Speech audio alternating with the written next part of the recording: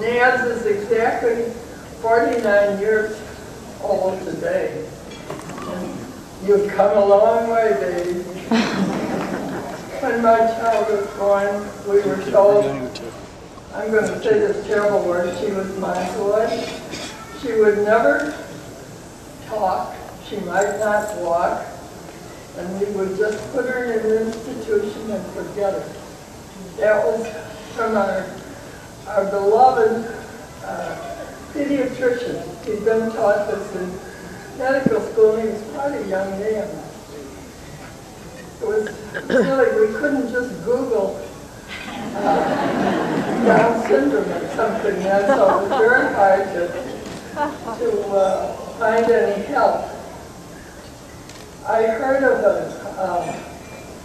center in Chicago for children with disabilities, and I took Tricia there when she was a few months old. It was the I can't think of the name of it. Anyway, yeah, it was the Levinson Clinic. And Delilah White was the psychologist there. She told me that she knew a woman whose daughter was 40 years old and it was doing pretty well, and they were on their way to Florida. They were going to retire there. And she said, I bet she'd talk to you if you'd get a group together. I said, oh, that's fine, but I don't know anybody else with this problem.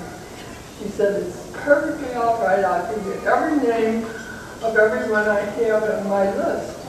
Thank goodness there weren't these privacy things in that. So we talked to the woman. She agreed to talk to us, and so my husband and I rented a little hall down in the Congress Hotel because these people were from all over every place. We figured we'd be right in the heart of the city. She gave me about 25 or 30 names. We called them, and almost everyone came. The woman that spoke to us, main theme was, you'll have to fight for everything you think will help your child. So we decided that if we had to do all this fighting, we better fight together. And we formed MDC. This is the last time I'll say it, Mongoloid Development Council. And a gentleman was named president, and I was named secretary, and they decided they'd meet in my house, and from then on all board meetings were in my house, and we'd get organized. We never heard from the president again.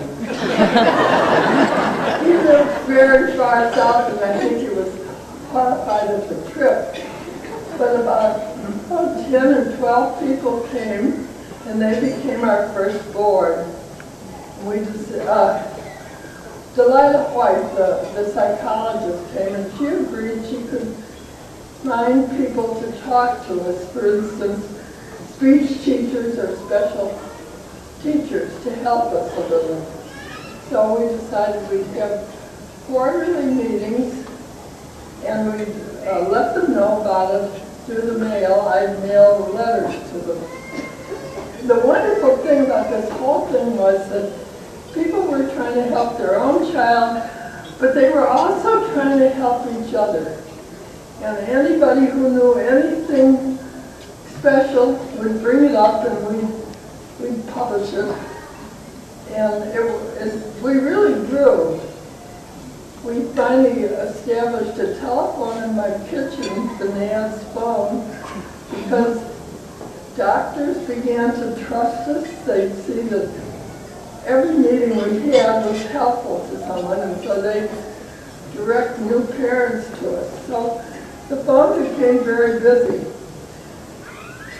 When Tricia got a little older, she would answer the phone if I wasn't around, and that would be very uplifting for the people who had a new baby. I'd say that with my daughter was Down syndrome, and they'd say, oh, what a relief. So it worked every which way. I must tell you, in 1962, Kennedy was president, and he had a sister youngster with a disability, and he knew how important education was. So he pushed a bill through Congress and he signed it. It's called the Individual with Disability Federal Education Act, and it makes every public school in the United States has to educate children with disabilities either till they graduate from high school or till they're 21 years old. And this was tremendous because many places would have nothing to do with anybody with a disability. So we were lucky we had him. Let's see, I think, we were very broke. We had some very good leaders. We had Mr. Zanoni was our first real president, and John Lee, with Marge Lee, his wife, was a very strong president. Under John, the IRS accepted us as a charitable institution, so we didn't have to pay taxes, but we didn't have any money anyway. And then Ron Krupp, with his wife Debbie, was a very strong president, and Lucille Massal was a good president. So we had good leaders. You know, we charged $3 a year of dues, and that paid postage. Finally, the Knights of Columbus decided they'd help children with disabilities by having a Tootsie Roll drive. And so once a year, for about 2 weeks ahead of the drive, my kitchen would be a madhouse while I tried to place everybody who offered to help in a different area so that each council from the Knights of Columbus would give us more money. We had a very good treasurer, and the minute any money come in, he'd invest it. That was Bill Ginn. He's way up in northern Wisconsin now. And also we had a lady who came and brought her maid who had a child with Down. And after each meeting, they would come up and talk. So she'd be sure the maid understood. She was European. How to help her child. This woman died suddenly, and to our very great surprise, she left us almost $100,000. And that was immediately invested. There, I guess I'm covering. Oh, I must tell you this. The way we notified people was by mail. And one night I had about 250 or 300 letters all ready to be sealed, and I discovered the diamond in my ring was missing. So everybody in the house sat down and carefully unpacked them, and sure enough, I was mailing my diamond to someone. But the moral of that is when you get a letter from John's National Association for Down Syndrome, open it carefully. You never know what you'll get.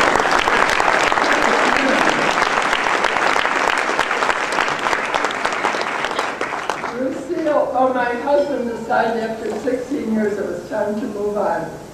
And so Lucille Massal was the president. She and I had helped Dr. Koch out in California set up the Down Syndrome Congress. So the Down Syndrome Congress and NADS are sort of kissing cousins. They're very much like this group.